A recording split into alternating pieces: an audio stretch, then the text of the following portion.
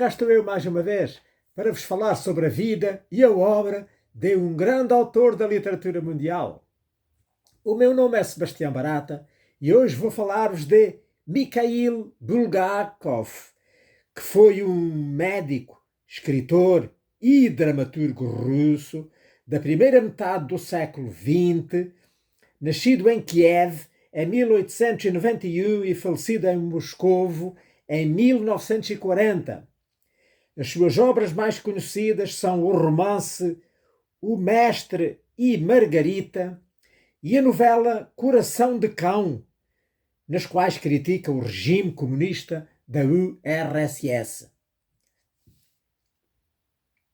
Mikhail Afanassievich Bulgakov nasceu em Kiev, na Ucrânia, à época sob domínio czarista da Rússia. Era o filho primogênito de um professor de seminário ortodoxo. Durante a Guerra Civil, entre as tropas do czar, que eram os brancos, e os revolucionários que pretendiam derrubar o regime, chamados os vermelhos, Bulgakov e os seus irmãos alistaram-se no exército branco e, no final da guerra, em 1917, com a vitória dos vermelhos, exilaram-se em Paris, à exceção do Mikhail, que tinha seguido um percurso um bocado diferente dos irmãos. Em 1913, o Bulgakov casou-se com Tatiana Lapa e, no início da Primeira Grande Guerra, em 1914, alistou-se como voluntário da Cruz Vermelha. Em 1916, concluiu o curso de medicina na Universidade de Kiev e passou a servir no Exército Branco, nessa qualidade, como médico. Com a vitória dos soviéticos e o fim da Primeira Guerra Mundial, alistou-se como médico na campanha das tropas do regime soviético e serviu durante algum tempo na Guerra do Cáucaso. Ali, Bulgakov trabalhou também como jornalista. Em 1919, decidiu abandonar a vida militar e a medicina para tentar fazer carreira na literatura. Em 1921, mudou-se com a Tatiana para Moscovo, onde iniciou, de facto, o seu trabalho como escritor. 3 anos depois, divorciou-se dessa sua primeira esposa e casou com Lyubov Beloziovskaya. Entre 1922 e 1927, Bulgakov não parou de escrever, dedicando-se sobretudo aos contos, que estão reunidos no livro Memórias de um Jovem Médico, que saiu em 1925, mas também a escrever as aventuras de Chichikov, de 1922, uma história chinesa de 1923, e também escreveu nessa altura que foi o seu primeiro grande sucesso no teatro, a peça Os Dias dos Turbines, que é de 1926, e escreveu também nessa fase as obras A Guarda Branca, de 1922 a 1924, A Diabolíada, de 1923, Os Jovens Fatídicos, de 1924, Coração de Leão, de 1925, e a peça-teatro O Apartamento de Zoica, de 1925, entre outras obras. Destas, aquelas 4, A Guarda Branca, o Diabolíada, Os Jovens Fatídicos e O Coração de Cão, portanto que são romances e novelas, estão editados em Portugal. Por volta de 1927, começou a ser acusado de comportamento antissoviético, na sequência do Stalin ter subido ao poder. E em 1929, perseguido pelas autoridades e alvo de apreensão de diversas das suas obras, daquelas obras que tinha escrito e publicado, a sua carreira de escritor foi destruída e os seus trabalhos foram proibidos pela censura. Em 1932, casou-se pela 3ª vez, agora com Yelena Shilovskaya, que foi a inspiração para a personagem Margarita do seu romance O Mestre e Margarita, que é o seu romance mais famoso. do qual eu espero ter tempo para poder falar lá mais adiante. Instalou-se com ela num apartamento perto do Patriarchiev Prudi, que em português seria o Largo do Patriarca, lá em Moscovo, que é o cenário de uma boa parte da trama do livro. Durante a última década da sua vida, o Bulgakov continuou a trabalhar neste romance e escreveu também peças de teatro, críticas literárias, contos e fez várias traduções e adaptações de romances para o teatro, mas nenhum deles foi publicado em vida do autor. Apesar do seu estatuto relativamente favorável, uma vez que ele nunca foi sequer deportado para um gulag e coisas assim do género, o Bulgakov foi vigiado e nunca foi autorizado a emigrar, nem sequer a ir visitar os seus irmãos lá na Europa Ocidental. Alguns detalhes da sua biografia, enfim, não são muito claros, porque ele era muito discreto no que tocava à sua vida pessoal. O Bulgakov nunca apoiou, de facto, o regime, né, desde que o Stalin subiu ao poder. E mesmo ridicularizou em vários dos seus trabalhos. Por essa razão, muitos desses trabalhos ficaram inéditos durante décadas e uma grande parte deles só foram publicados após a sua morte. Em 1930, em desespero, ele escreveu uma longa carta para o ditador, para o Stalin, pedindo-lhe emprego, pois os teatros e as editoras censuravam-no e vetavam-no, ou então que o deixasse emigrar, já que na União Soviética não lhe davam trabalho para ele poder sobreviver.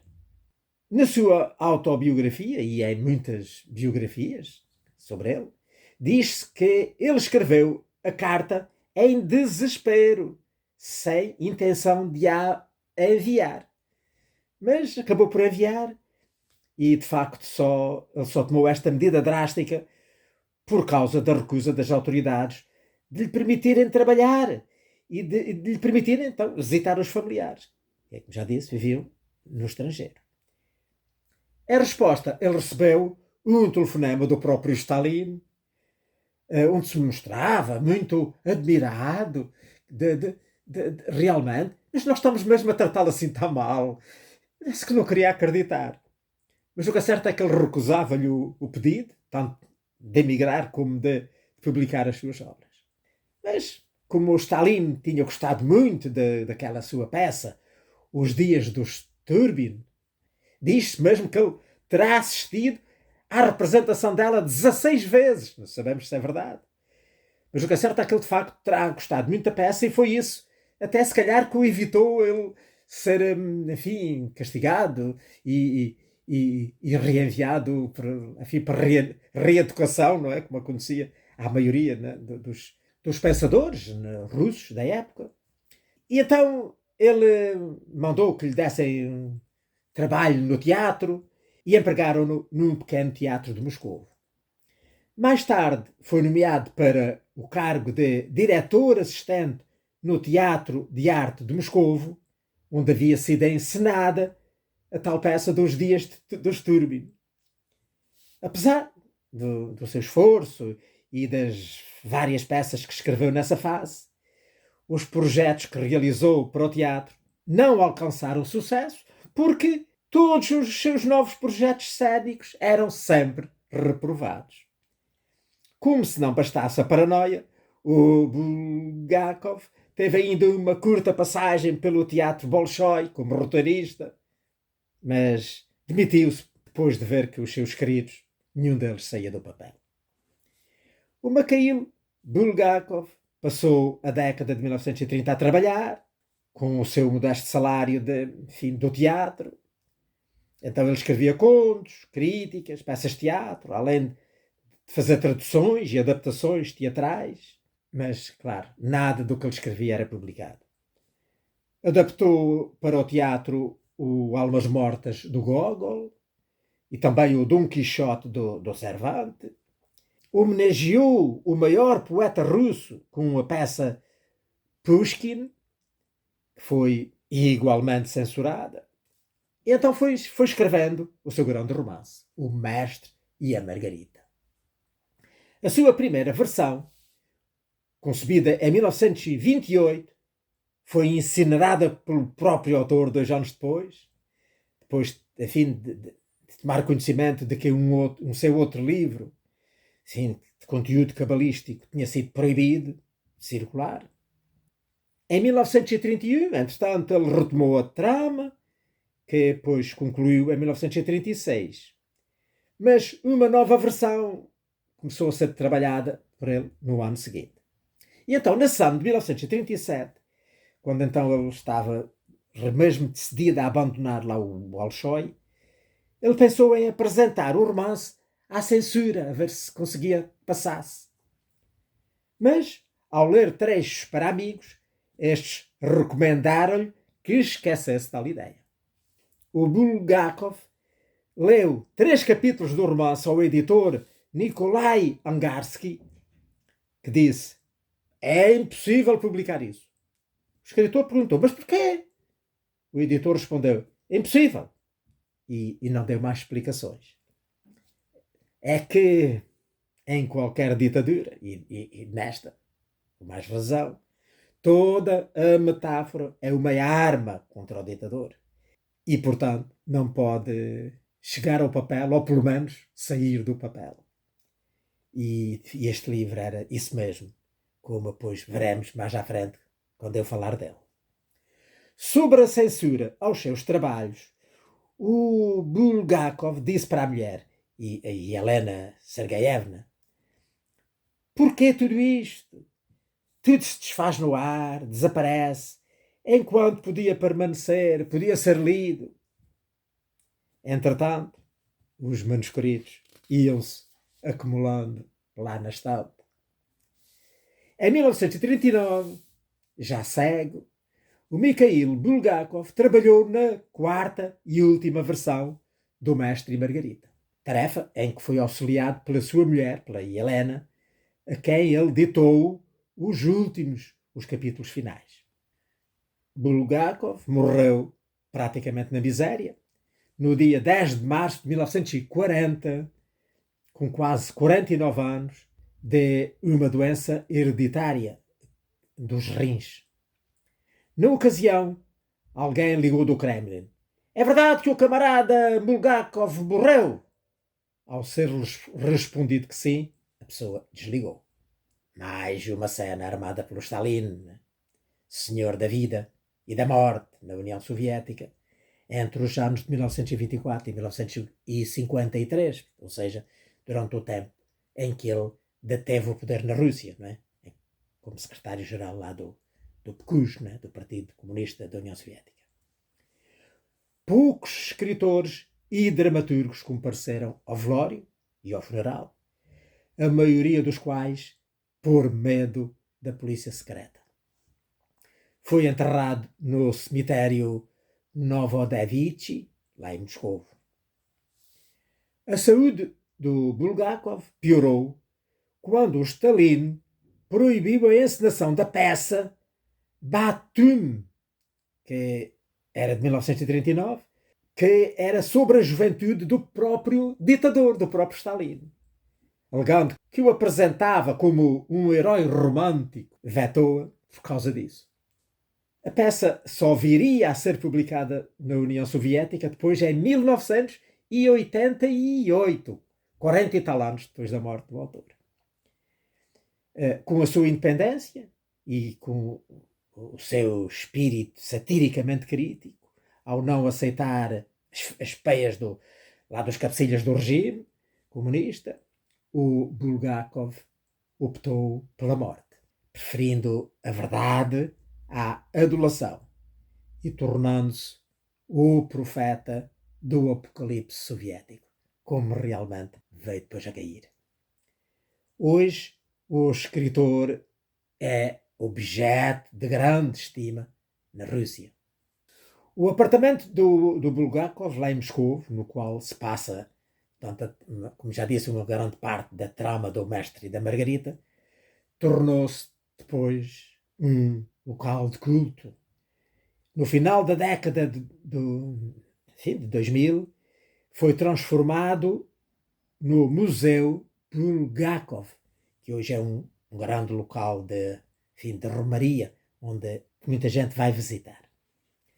Após a morte do autor, a peça Os Dias de Turbin, que é baseada no romance A Guarda Branca, que é portanto uma adaptação do romance, e da qual, como eu já disse, o Stalin gostava muito, continuou a ser encenada, né, com muito sucesso depois da morte do autor. E em 1941, aquela peça, o Dom Quixote, entrou também em cartaz. Depois aquela peça do Pushkin, que foi na altura rebatizada com um nome mais comprido, que seria em português Os Últimos Dias, portanto, de Pushkin, subentenda-se, foi encenada também em 1943. Uma outra peça, a de Bandada, que tinha sido uma das suas peças mais proibidas, tornou-se também um sucesso junto do público. Uma outra, o Molière, foi levada ao teatro no ano de 1960. E em 1962, todas estas peças foram depois publicadas, editadas também em livro. Na Rússia de Stalin, um escritor, enfim, para ser bom, tinha que, das duas uma, ou ser um servil do regime, ou então já estar morto. Realmente foi o que aconteceu ao Bulgakov. Depois de morrer, e ainda em vida do Stalin, várias das suas obras acabaram por ser encenadas e vários dos seus romances e novelas acabaram por ser publicados. Embora muitos deles truncados, né, pela censura. Em março de 1940, pouco antes de morrer, praticamente cego, o Bulgakov fez a Helena jurar que, enquanto vivesse, tentaria publicar O Mestre e a Margarita. Para que o conheçam, dizia ele, gritava ele, desesperado. Para cumprir a promessa feita ao marido moribundo, e Helena passava o tempo a tentar publicar as suas obras, especialmente esta, do Mestre e a Margarita, que ela guardava a sete chaves, porque tinha muito medo, né, que a apanhassem e a destruíssem. Em 1966, finalmente, o romance foi publicado na revista Moskva, que significa Moscou, né? O impacto causado na opinião pública foi enorme, enfim, catártico. A edição da Moskva, com a primeira parte do romance, esgotou-se em menos de uma semana. No entanto, não trazia o texto definitivo. Era fortemente cortada pela censura. Mas isso não impediu a sua publicação em livro naquele mesmo ano, também censurado, juntamente com outros, os censurados A Guarda Branca e A Vida do Sr. Molière, e o romance teatral Memórias de um Defunto, como era assim o seu nome completo. Portanto, todos estes acabaram então publicados lá na União Soviética. Em 1967, a Helena Sergeyevna Bulgakov conseguiu que uma editora italiana, a Einaudi, lançasse então a primeira tradução do texto integral do Mestre e a Margarita e, portanto, a sua primeira publicação cá no Ocidente. Uma versão que também considerada original do Mestre e Margarita foi editada em 1973 pela editora Prozef em Frankfurt, na Alemanha. Esta era editada numa versão de 1940 já muito próxima do texto final, embora o final foi mesmo o que foi editado na Itália. Mas, infelizmente, os leitores soviéticos só viriam, de facto, a conhecer a versão integral desta grande obra no ano de 1989. Ora bem, como não podia deixar de ser, nesta semana eu andei a ler O Mestre e a Margarita. Portanto, este que é considerado, enfim, por toda a gente, a sua maior obra-prima. E iria então agora, enfim, falar um pouco então mais deste livro. De todos os livros que o Mikhail Bulgakov escreveu, o último e o mais conhecido é o monumental romance O Mestre e a Margarita. Em traduções mais antigas que existem cá em Portugal, é Margarita e o Mestre, que é também a sua obra mais complexa, mais densa e igualmente mais inteligente, segundo, portanto, a crítica. O Mestre e Margarita demorou mais de 12 anos a escrever, como eu já disse, entre os anos de 1928 e 1940. E, portanto, em 1939 ele já cego, não é? Só o conseguiu concluir, chegar a uma versão que ele considerasse mais ou menos final, com o auxílio da mulher, não é? A quem ele ditou os últimos capítulos. No entanto, ele viria a ser publicado pela primeira vez, como já vimos, só em 1966, com cortes, lá numa revista, não é? E depois, cá no Ocidente, então, já sem cortes. A versão completa lá na Rússia, não é? Só foi publicada em 1989. A trama deste livro passa-se em dois momentos distintos da história. Passa-se na Moscou atual, né? Atual, do tempo em que foi escrito, e a Jerusalém do tempo da crucifixão de Jesus Cristo. Com esta obra, o Mikhail Bulgakov traz-nos um conjunto de personagens inesquecíveis, como o diabo Voland, que é uma palavra originária do alemão, e que é inspirada no Fausto, do Goethe, e que é, portanto, um dos nomes que o próprio Mefistófeles, que é uma das personagens lá do Fausto, que atribuía a si próprio, chamava-se a si próprio o Voland.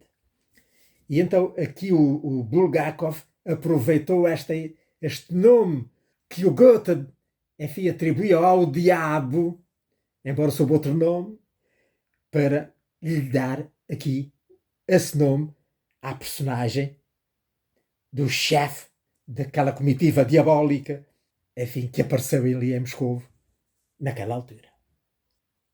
Portanto, a comitiva, para além do Voland, incluía outros personagens realmente carismáticos que ficam na memória, nomeadamente o famoso e memorável gato Behemoth, um gato entroncado, gigantesco, que andava sobre as duas patas traseiras e é de uma ironia e de uma maldade a toda a prova. E depois, de uma maneira muito erótica, também a personagem do Pôncio Pilatos, né? O tal procurador romano da Judeia, do tempo de Cristo, não é? que terá sido ele, enfim, a lavar as mãos e dizer: eu não quero saber de nada disso, crucifiquem lá o homem que eu estou-me borrifando. Portanto, surge aqui estes dois tempos e estas duas circunstâncias misturadas. Portanto, a história do Pilatos e do seu gesto e das consequências de que esse gesto teve para ele e para a vida dele, aparecem aqui, ao longo da obra, de vez em quando, em momentos absolutamente oportunos. O que há de comum entre estas três personagens é que todos eles vêm visitar Moscou nesta altura. Portanto, nos finais da década dos anos 20, do século XX. Ou seja, quando os sovietes, não é, estavam já implantados no poder e já estavam devidamente estabelecidos e consolidados no poder da URSS. Temos, portanto, a história do diabo que chega a Moscou, diabo este que, enfim, é fácil de chegarmos lá, é o Stalin que está instalado no poder com os seus acólitos, não é? E que é, portanto, digamos, uma perfeita parábola da forma despótica como ele exercia o poder e com o apoio da sua cambada que ele liderava. Os diálogos entre o diabo e a sua comitiva constituem alguns dos momentos mais hilariantes e mais fantásticos do livro. Ao mesmo tempo que mostram ao leitor o cotidiano de Moscovo e, enfim, as picardias políticas que existiam entre eles, porque a verdade é que todos eles se disputavam uns aos outros por agradar ao Stalin e, quem sabe, vir a substituí-lo no poder, né? São, portanto, um reflexo do clima político, da tensão ideológica que se vivia na Rússia entre os órgãos centrais lá do partido. No início da segunda parte, então, dá-se uma modificação completa da história. Aparece a personagem Margarita, que se revela uma heroína literária que é sujeita a todos os sacrifícios por amor. E aqui, na minha opinião, a Margarita representa aqui os pobres cidadãos russos, não é? Que aceitam tudo o que lhes vem de cima, o que lhes é mandado pelos órgãos do poder. Uns por medo da polícia política, outros para agradar ao regime e colherem daí, eventualmente, benefícios. O Mestre e Margarita é um livro divertido, satírico, com uma consciência social e política elevada, que nos mostra diversos universos e intercala momentos de puro entretenimento com outros momentos mais profundos, conduzindo o leitor a uma reflexão sobre o valor da vida, do poder e da religião. Encontramos aqui os temas eternos, enfim, do bem contra o mal, da racionalidade versus a irracionalidade, da verdade contra a mentira, da liberdade de espírito, enfim, versus a subjugação às autoridades. Afinal, a cobardia, não é? Por oposição à valentia. Enfim, esta valentia muito sobrevalorizada aqui, enfim, num arrobo talvez um bocado autobiográfico por parte lá do Bulgakov. Este conjunto de dicotomias, não é? Presentes no livro e desenvolvidas de uma forma muito hábil, transformam-no, de facto, numa das obras mais inteligentes e mais perspicazes da literatura russa do século XX. Portanto, lírico, filosófico e de estilo primoroso, O Mestre e Margarita é, de facto, uma obra-prima, tanto de horror macabro como de humor negro. Enfim, de sátira política.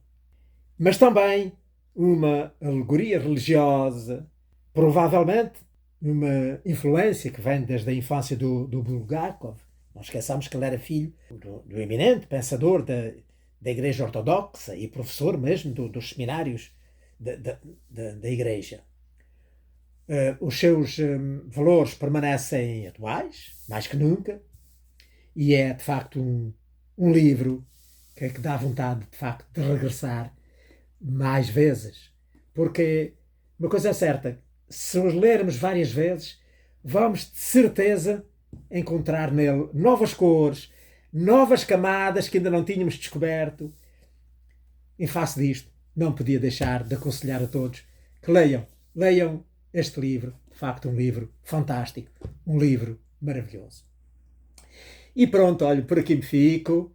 Enfim, é o que tinha preparado para vos dizer hoje sobre o Mikhail Bulgakov, um dos grandes escritores russos da primeira metade do século XX. Espero que tenham gostado e espero, se tiver vida e saúde, se Deus permitir, cá estar de novo na próxima semana para vos falar sobre a vida e a obra de outro grande autor da literatura mundial. Ora, passem muito bem!